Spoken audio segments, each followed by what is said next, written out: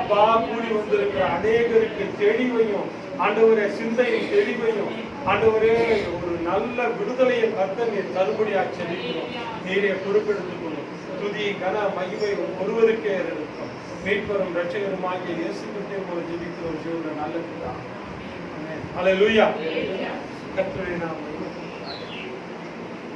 இந்த நேரத்திலையும் கூட கர்த்தர் நம் மத்தியில அந்த விசுவாசம் என்ற தலைப்புல தொடர்ந்து இடைப்பட்டு கொண்டு வந்திருக்கிறார்.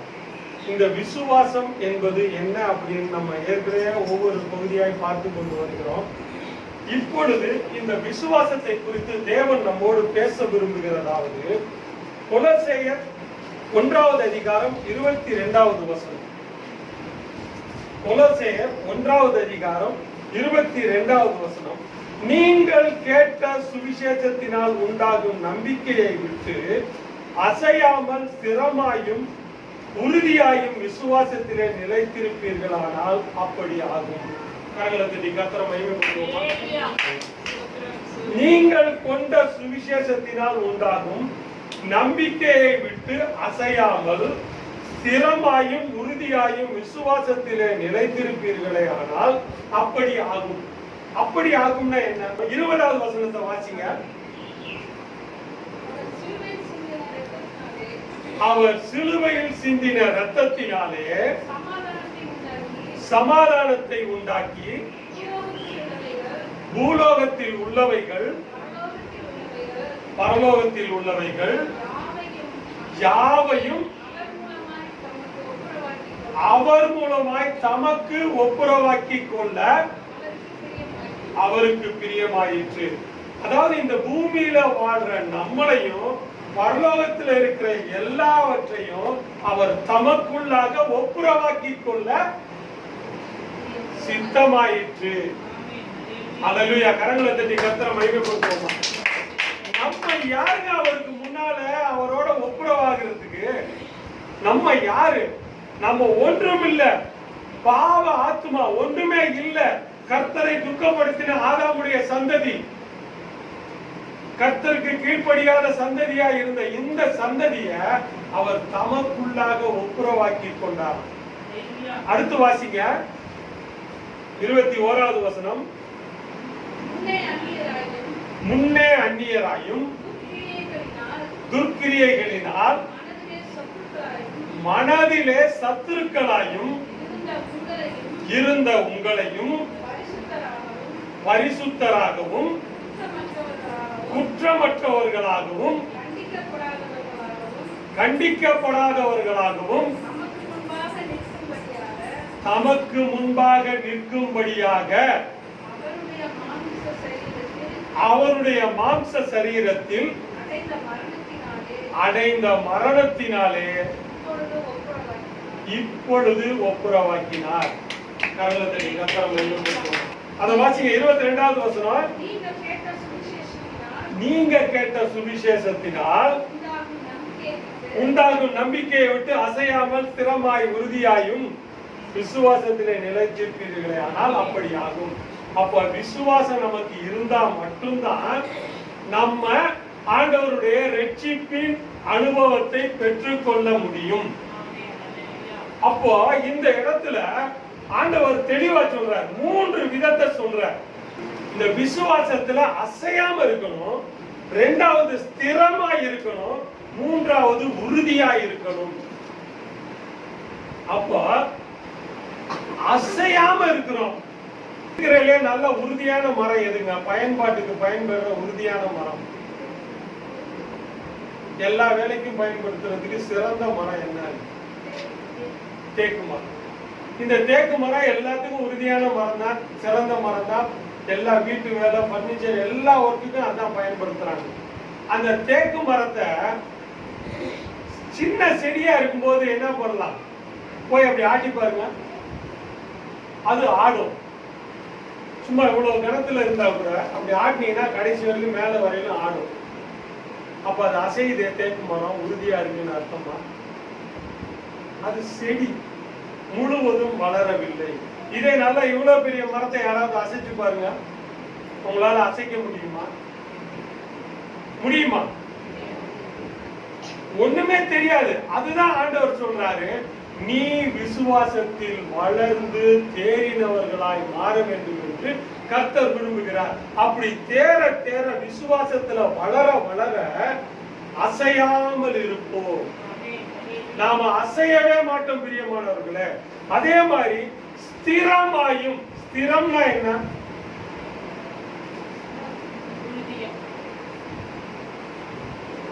உறுதியும் திரும்ப சொல்லி இருக்கிறாரு. ஸ்திரம்னா என்ன? இப்ப யாராவது நான் அப்படி நிக்கிறேன், என்னை யாராவது தள்ளா நான் என்ன ஆவேன்? கொஞ்சம் அப்படி தடுமாறுவேன்னா தடுமாற மாட்டேன். அப்ப இதுதான் ஸ்திரம். ஸ்திரத்தன்மைனா அப்படியே நிலையா நிக்கணும். இப்ப இந்த சவுர நான் அப்படி தள்ளுறேன், நகருதா? நகரல. அப்ப அது ஸ்திரமா இருக்கு, நான் ஸ்திரமா இல்லை. இப்ப உறுதியாய் அப்படின்னா, இதே ஒரு மரம் இருக்கு, தேக்கு மரத்தையே எடுத்துக்கோங்க உதாரணத்துக்கு.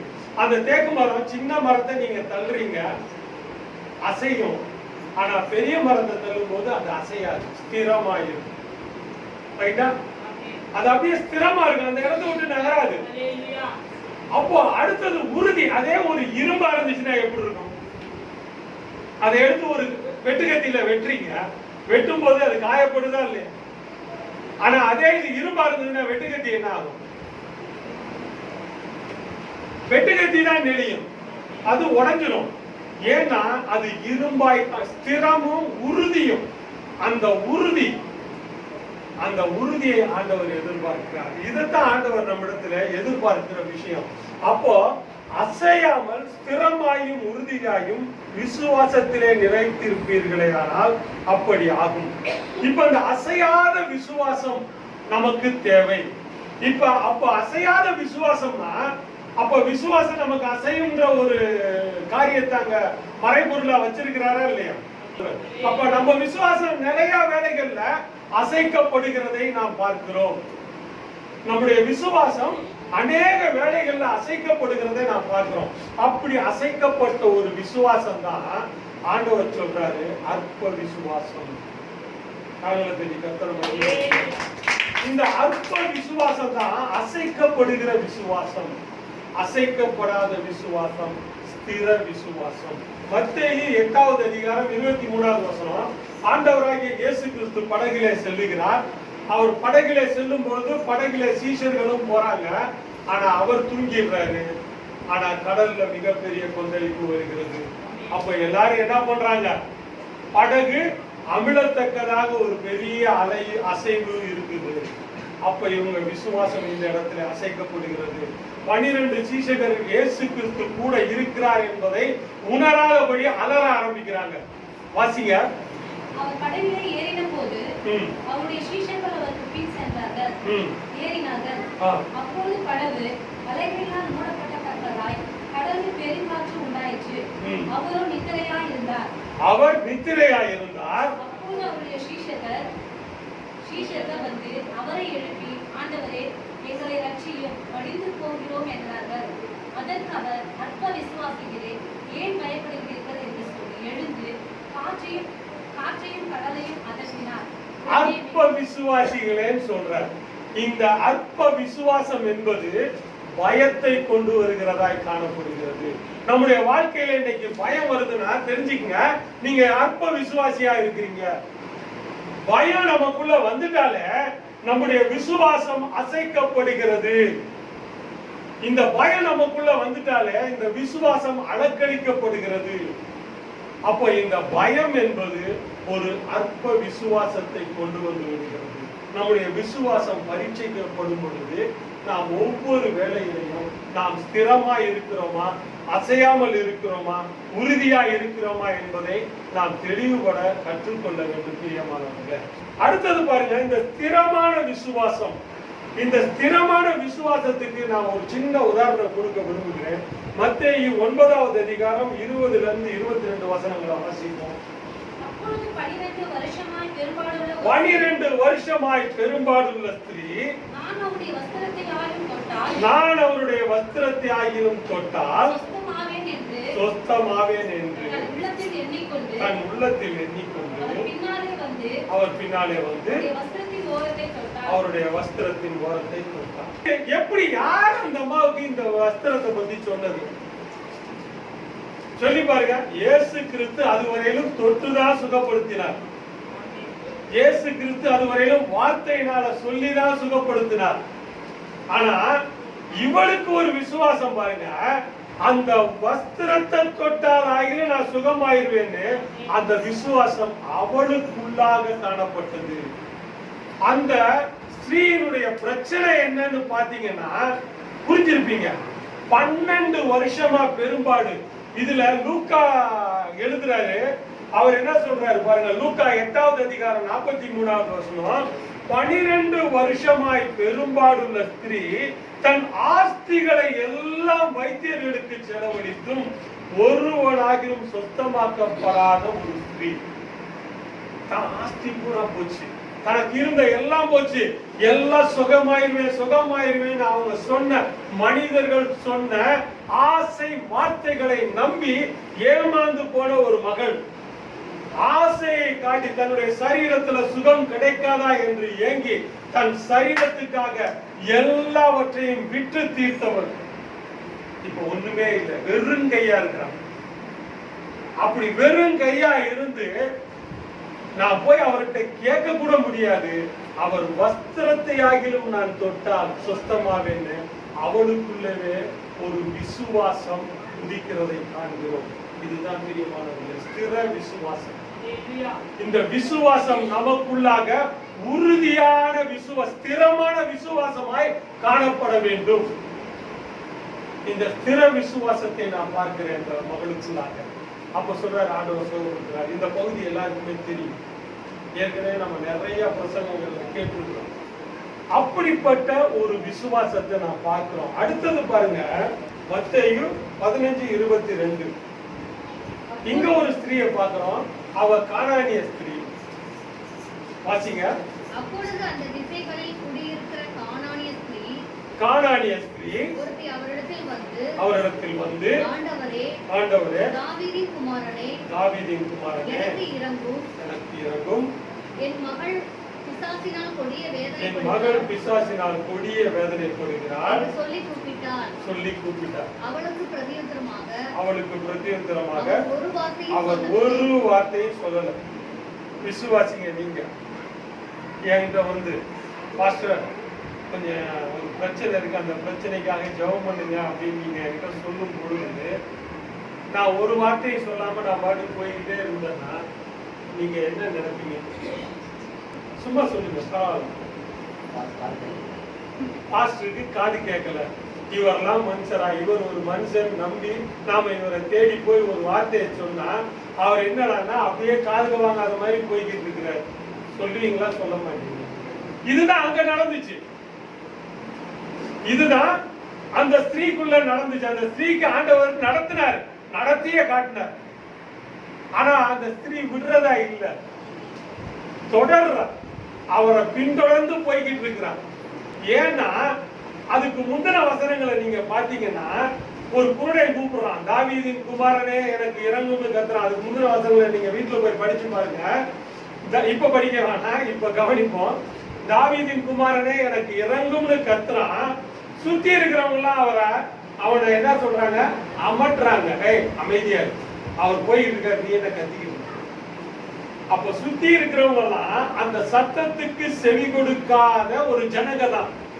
ஆனா இந்த பெண் மேல இறங்குற அளவுக்கு அவ எவ்வளவு தூரம் அந்த ஆண்டவரை அலட்டி கொண்டே போயிருப்பான்னு யோசிச்சு பாருங்களேன். அவங்க என்ன சொல்றாங்க? இப்ப அந்த வசனத்தை வாசிங்க. அவளுக்கு பிரதியுத்தரமாக அவர் ஒரு வார்த்தையும் சொல்லவில்லை. அப்பொழுது அவருடைய சீஷர்கள் வந்து இவள் நம்மை பின்தொடர்ந்து கூப்பிடுகிறாளே, அப்ப தொடர்ந்து கூப்பிடுறான்னா குறைஞ்சது ஒரு 1 கிலோமீட்டராவது போயிருக்க மாட்டாங்க. ஏன்னா அப்ப நடக்கிறவங்க எல்லாரும் ரொம்ப வேகமா நடந்துருப்பாங்க. இப்ப நம்ம நடக்கிற மாதிரி இல்லை. அப்ப பின்தொடர்ந்து, அந்த வார்த்தையை நம்ம புரிஞ்சுக்கணும். பின்தொடர்ந்து வருகிறாளே, சீஷர்களே இறக்கப்படுற அளவுக்கு அவருடைய நடை இருந்திருக்குது. இவள் நம்மை பின்தொடர்ந்து வருகிறாளே, வாசிங்க சிஸ்டர். இவளை அனுப்பிவிடும் அவரை வேண்டிக் கொண்டார்கள். இவங்க வேண்டாங்க, அவ கேட்டதுக்கு பதிலா இவங்க வேண்டாங்க. அட்லீஸ்ட் அவ கேட்டதுக்காவது இவர் பதில் கொடுத்திருக்கலாம், அதுக்கும் பதில் கொடுக்கல. சீஷர்கள் சொல்றாங்களே அந்த வார்த்தையாவது மதிச்சிருக்கலாம், அதையும் ஆண்டவர் மதிக்கல. அப்படின்னா என்ன அர்த்தம்? அதுக்கு அவர் பதில் சொல்றாரு பாருங்க, அது இன்னும் வேதனையான விஷயம். அதற்கு அவர், காணாமற் போன ஆடுகளாகிய இஸ்ரவேல் வீட்டாரிடத்திற்கு அனுப்பப்பட்டேனே அன்றி மற்றபடி அல்லவென்றார். அவர் வந்து, ஆண்டவரே எனக்கு நான் அனுப்பப்பட்டது இஸ்ரவேலுக்காக, மற்றவர்களுக்காக நான் அனுப்பப்படலைன்னு அவர் சொல்றாரு. அப்பொழுது அவர் திரும்ப கெஞ்சிறார். அவள் வந்து, ஆண்டவரே எனக்கு உதவி செய்யும் என்று அவரை பணிந்து கொண்டார். பணிந்து கொள்றாளாம். அப்போ இன்றைக்கு நாம இந்த விசுவாசத்துல இருக்கிற விசுவாசியா இருந்தா என்ன சொல்லிருக்கோம்? இவரெல்லாம் ஒரு பாஸ்ட், இவர்கிட்ட வந்து நம்ம ஜெபம் பண்ண வந்தோம், இவர் நமக்கு ஜெபிக்கிறாரா, காதுல வாங்காம போய்கிட்டு இருக்கிறாரு. அதே நேரத்துல நம்ம எத்தனை தடவை சுத்தி இருக்கிறவங்க சொல்லியும் கேட்கலன்னா அவர் எவ்வளோ இருமாப்பா இருக்கிறாரு, அப்ப நம்ம அவருக்கு பிடிக்கல அப்படின்னு போய்கிட்டே இருப்பாங்க. உண்மையா இல்லையா? ஆனா இந்த இடத்துல ஆண்டவராகிய இயேசு கிறிஸ்துவ இவர் திரும்பவும் வந்து பணிந்து கொள்கிறார் என்று பார்க்கிறோம். அப்பவும் இன்னொரு வார்த்தையை சொல்றார். அவர் அவளை நோக்கி, பிள்ளைகளின் அப்பத்தை எடுத்து நாய்க்குட்டிகளுக்கு போடுகிறது நல்லதல்ல. அதற்கு அவள், மெய்தான் ஆண்டவரே, நாய்தான் ஆண்டவரேன்னு அவ ஒத்துக்கிறா. ஆண்டவர் வந்து அவளை நாயின்னு சொல்ற அளவுக்கு அவர் வார்த்தையை கடினமாக பயன்படுத்தினாலும் உண்மைதான் ஆண்டவரே, ஆகிலும் மேஜையிலிருந்து விடுகிற துணிக்கைகளினாலே அந்த நாய்க்குட்டிகள் பசியாகுமே. தன்னுடைய உண்மையான நிலைமையை உணர்ந்த மகளாய் அவள் காணப்பட்டாள். அல்லேலூயா. தன்னுடைய உண்மையான நிலைமையை அவள் ஒத்துக்கொள்ளுகிறவளாய் காணப்பட்டாள். அப்பதான் சொல்றாரு ஆண்டவர், அப்பதான் வாயை திறக்கிறார். ஸ்திரீயே, உன் விசுவாசம் பெரிது. இன்னைக்கு நிறைய விசுவாசியா இருக்கிற நமக்கு, நான் ஜெபிச்சேன் எனக்கு ஆண்டவர் பதில் கொடுக்கல, நான் கேட்டேன் எனக்கு ஆண்டவர் பதில் செய்யல, இந்த பைபிளை நான் படிக்கணுமாக்கும் தூக்கி போடுகிற விசுவாசி எத்தனை பேர்? இந்த பைபிளை நான் தூக்கணுமாக்கும், இந்த ஆலயத்துக்கு நான் போகணுமா என்று சொல்லுகிற விசுவாசி எத்தனை பேர்? நெஞ்சில கை வச்சு சொல்லுங்க. எனக்கு பதில் கிடைக்கல, நான் எத்தனை வருஷமா ஜெபம் பண்ணிக்கிட்டு இருக்கேன், எத்தனை முறை ஆண்டவர்கிட்ட கேட்டேன், எனக்கு பதிலே கொடுக்கல, நான் இனிமே பைபிளே படிக்க மாட்டேன், இனிமே நான் கோயிலுக்கே போக மாட்டேன், இனிமே நான் ஜெபம் பண்ண மாட்டேன் சொல்லுகிற விசுவாசிகள் இந்த இடத்துல எத்தனை பேர் அமர்ந்து இருக்கிறீங்க? உங்க இருதயத்தை நீங்கள் ஆராய்ந்து பாருங்க. அந்த கானானிய ஸ்திரியை போல ஆண்டவரை தொடர்ந்து பின்பற்றக்கூடிய விசுவாசம் உங்களிலே காணப்படுமா? ஒரு சின்ன விஷயம் வந்துட்டாலும் அசைக்கப்படுகிற விசுவாசம், அலக்களிக்கப்படுகிற விசுவாசம். ஆனா இந்த இடத்துல இவளிடத்துல ஒரு உறுதியான விசுவாசத்தை ஆண்டவர் பார்த்தார். அதனாலதான் சொல்றாரு, ஸ்திரீயே, உன் விசுவாசம் பெரிது. மத்தேயு 8வது அதிகாரம் 10வது வசனத்துல எடுக்க வேணாம், இஸ்ரவேலருக்குள்ளே இப்படிப்பட்ட விசுவாசத்தை காணவில்லைன்னு சொல்றாரு. அப்போ ஒரு இஸ்ரவேல் கூட்டத்துக்கு மத்தியில இவங்களுக்குள்ள நான் இந்த விசுவாசத்தை பார்க்கலன்றார். ஆனா இவங்க சொல்லும் போது, ஸ்திரீயே, உன் விசுவாசம் பெரிதுன்றார். ஒரு அளவிடே இல்லை. ஒரு குறிப்பிட்ட கூட்டத்தை காட்டி, குறிப்பிட்ட ஜாதியை காட்டி, குறிப்பிட்ட இனத்தை காட்டி அவர்களுக்குள்ள பெரிதுன்னு சொன்னவர் ஏன் இவளோட விசுவாசத்தை மட்டும் பெரிதுன்னு ஒரு அளவீடு இல்லாதபடி இன்ஃபினிட்டிவா சொல்றார்? முடிவில்லாத விசுவாசமாய் சொல்லுகிறார். ஏன்னா அந்த அளவுக்கு தன்னை தாழ்த்தி உள்ளான நிலைமையை ஒத்துக்கொண்டு தேவனோடு தொடர்ந்து போராடுகிற ஒரு விசுவாசம். இன்னைக்கு அநேக விசுவாசிகள் நாம் இந்த உறுதியான விசுவாசத்தை கைப்பற்ற முடியாதவர்களாக இருக்கிறோம். ஆண்டவர் எனக்கு பதில் கொடுக்கலன்னா உடனே ஆண்டவரோட கோவிச்சுக்கிறது, சர்ச்சோட கோவிச்சுக்கிறது, பாஸ்டரோட கோவிச்சுக்கிறது, காணிக்கையில கோவிச்சுக்கிறது. எப்படிப்பட்ட ஒரு நிர்பந்தமான நிலைமையில நாம் வாழ்ந்து கொண்டு இருக்கிறோம். இல்ல பிரியமானவர்கள், ஆண்டவர் நம்மோடு பேச விரும்புகிறார். அடுத்தபடியா பாருங்க, விசுவாசம் கைகளிலே பிடிக்கும் விசுவாசம். விசுவாசத்தை நம்ம கையில பிடிக்கணும்ன்ற. எடுத்து வாசிங்க, எபேசியர் 6வது அதிகாரம் 16வது வசனத்தை வாசிங்க. எல்லாவற்றையும் அக்கினி ஆஸ்திரங்களை எல்லாம் அவிழ்த்து போடத்தக்கதாய் எல்லாவற்றுக்கும் மேலாக விசுவாசம் என்னும் கேடகத்தை பிடித்துக் கொண்டவர்களாயும் நில்லுங்கள். விசுவாசம் என்னும் கேடகத்தை பிடித்துக் கொண்டவர்களாயும் நில்லுங்கள். நல்லா புரிஞ்சுக்குங்க. நான் பிராக்டிக்கலா நான் பேச விரும்புறேன். நடைமுறை கிறிஸ்தவனா இருக்கணும்னு நான் விரும்புறேன். ஒரு கையில ஒருத்தன் ஒரு கேடயத்தை எவ்வளவு நேரம் பிடிச்சுக்க முடியும்? அரை மணி நேரம், 1 மணி நேரம். ஒரு நாள் பூரா பயிற்சி எடுத்து பிடிச்சிருந்தாலும் ஒரு நாள் பூரா பிடிக்க முடியுமா அந்த கேடயத்தை? ஆனா பவுலபத்தில இங்க என்ன சொல்றாரு? விசுவாசம் என்னும் கேடயத்தை கையில் பிடித்தவர்களாயின்றாரு. அப்போ எங்கேயோ தவற மாதிரி தெரியல. இன்றைய விசுவாசிகள் விசுவாசத்தில் நிலை கொள்ள முடியாமல் இருக்க இதுதான் காரணம். நீ கையில பிடிக்கிற வரையிலும் அந்த விசுவாசம் உனக்கு எந்த அளவுக்கு பிரயோஜனப்படும் என்பது தெரியாது. ஏன்னா பொல்லாங்க எந்த நேரத்துல என்ன அக்கினி அஸ்திரத்தை எய்ய போறான்றது உனக்கு தெரியாது. ஆனா கேடயத்தை நீ எவ்வளவு உன்னால பிடிக்க முடியுமோ அவ்வளவு நேரம் பிடிப்ப. நீ சோர்ந்து போனா அந்த கேடயத்தை விட்டுருவ. தூங்கும் போது கேடயத்தை பிடிச்சிக்கிட்டே தூங்க முடியுமா? முடியாது. அப்ப பவுலோட நீங்க என்ன பெரியவரா? பவுல் எழுதின வேதத்தை விட நீங்க பேசுறது வித்தியாசமா இருக்குது அப்படின்னு ஒரு சிலர் என்னை நீங்க கேள்வி கேட்கலாம். இல்ல பிரியமானவர்களே, நான் தூசியிலை குப்பையிலை கேடு கட்ட நாற்றம் அடைந்த சாக்கடையில இருந்து வந்தது. ஆண்டவர் கிருபையா அவர் ரத்தத்தை கொண்டு என்னை சுத்திகரித்திருக்கிறார். ஆனா அவர் எனக்கு கொடுத்த ஒரு தெளிவு, பவுலப்போஸ்தலன் சொன்னதையே நான் உங்க மத்தியில சொல்ல விரும்புகிறேன். எனக்கு அவர் வேதத்தை படிக்கும் பொழுது கற்றுக் கொடுத்த விஷயத்தை உங்களுக்கு நான் கற்றுக் கொடுக்க விரும்புகிறேன். நீங்க பாருங்க, 1 தெசலோனிக்கேயர் 5வது அதிகாரம் 8வது வசனம், விசுவாசம் அன்பு எனும் மார்க்கவசத்தை அப்படின்னு சொல்றார். எபேசியர் 6:16 என்ன சொல்றார்? விசுவாசம் எனும் கேடயத்தை கையில் பிடித்தவர்களாய் அப்படின்னு சொல்றாரு. இந்த இடத்துல விசுவாசம் அன்பு எனும் மார்க்கவசம்ன்றாரு. அங்க கேடயம்ன்றாரு, இங்க மார்க்கவசம்ன்றாரு. அப்ப என்ன ஆச்சு?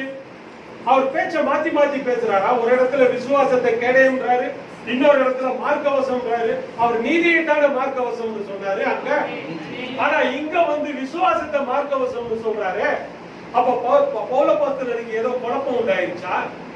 இல்ல பிரியமானவர்களே, அவர் மிகவும் தெளிவாய் பேசுகிறார். அவர் மிகவும் தெளிவாய் பேசுகிறார். அந்த வசனத்தை முழுசா படிங்க.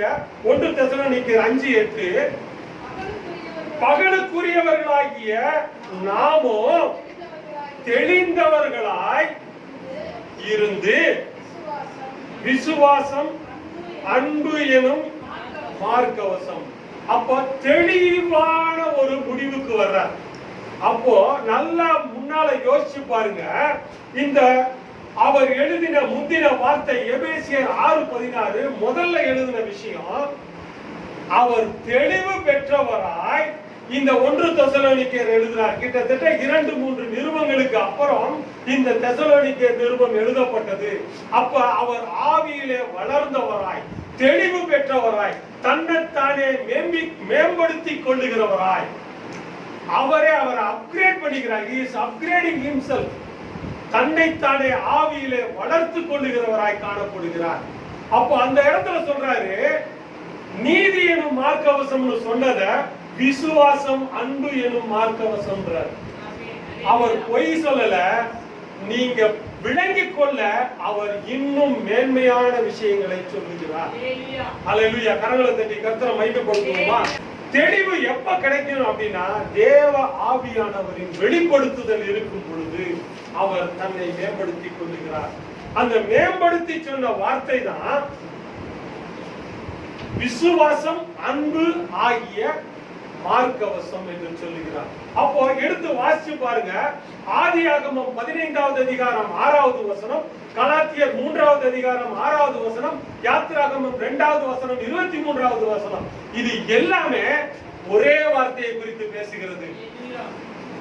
ஆபிரகாம் கர்த்தரை விசுவாசித்தான், அதை அவர் நீதியாக எண்ணினார். கரங்களை தட்டி கர்த்தரை மகிமைப்படுத்துவோமா?